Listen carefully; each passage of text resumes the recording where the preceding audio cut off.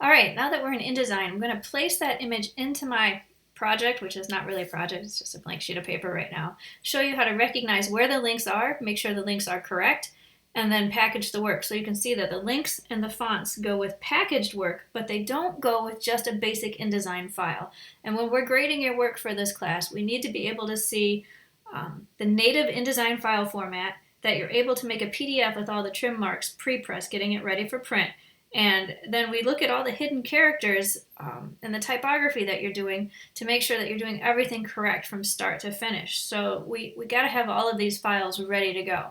So with this, I would do file, file, place. There it is. File, place, or Command D. Place. And I would find that pug image. So I know that the pug image is on my desktop, spinning wheel of death. I'm going to go to my desktop. I'm going to find the pug. Pug. Hit open and place that image in. So if I click and drop, the image places in, and that's fantastic. And Adobe keeps giving me these wonderful pop-ups for the updates. And in my links panel, I can see the pug.tif is placed here. And we open these to grade your links panel to make sure you're doing this right. So you should be familiar with opening these up.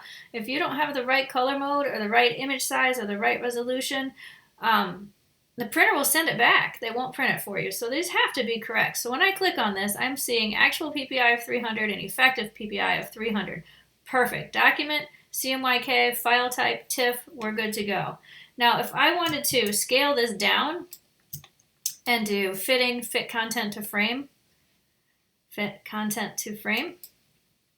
Now, I decrease the size by quite a bit. So it says I placed it at 300, but I'm using it at 600.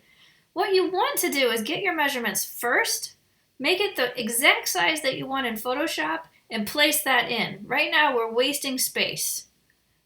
The file format the file is going to be a lot bigger, and it's going to take a lot more memory, and it's going to be slower to send to the printer and slower to upload to D2L. So make sure it's proper to begin with. Now, if I go to File and Package down at the bottom, I can package my work to be sent on. So I can do, all of this is normal. Just there's no fonts in there because I didn't type anything. But if I had any fonts in there at all, they would list here, and you want that. Links and images, there it is. It says it's linked, it's embedded, it's good to go. That's wonderful. Now there's no color, but it would be there. I'm going to hit package. And it must be saved, so I'm going to save it. Little tiny step, demo. Save it to the desktop, that's fine. Boop. My computer's a little slow today. And then it makes a folder on the desktop called Demo Folder. That's the thing you're going to need to turn in, is that whole folder. So once it packages the document, you find the folder, you right-click, and you compress or send to compressed or zip. It just depends on if you're a Mac or a PC, what kind of operating system you're using.